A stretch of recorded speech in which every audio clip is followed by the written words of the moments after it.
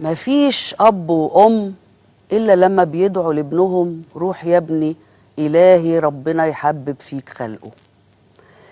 وربنا أحيانا برضو يكون يعني منعم شوية زيادة عن النفر، فيقوم راسمله بريشته الجميلة ملامح طيبة جميلة، ضحكة بريئة، عينين تحببك فيه.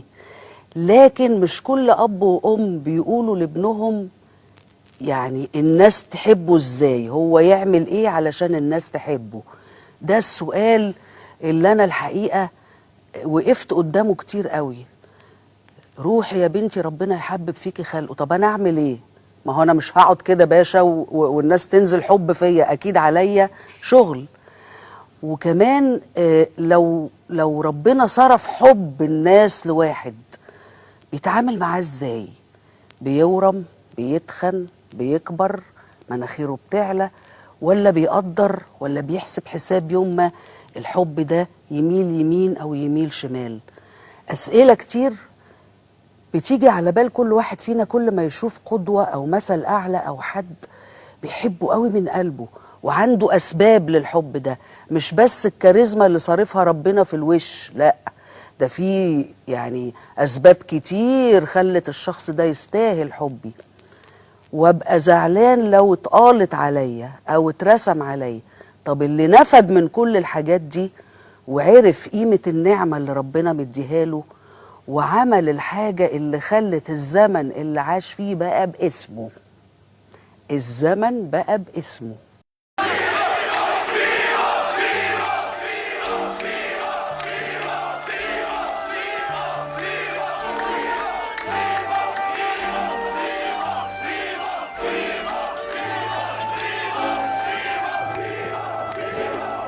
احنا في نعمه والله، الحمد لله رب العالمين. يا رب ربنا يديمها نعمه يا رب. انا في رايي الحقيقه ان الخطيب عنده امكانيات، اتولد موهوب وعنده امكانيات، الحقيقه لاعب متكامل من جميع الجهات. النهارده لو شفنا مثلا بيليه كان بيعمل ايه في المباريات اللي هو اشترك فيها، نقدر نبص برضو بالمقارنه مع المباريات اللي اشترك فيها الخطيب، نقدر نعرف وجه التشابه والحلاوة اللي بتظهر عند تسجيل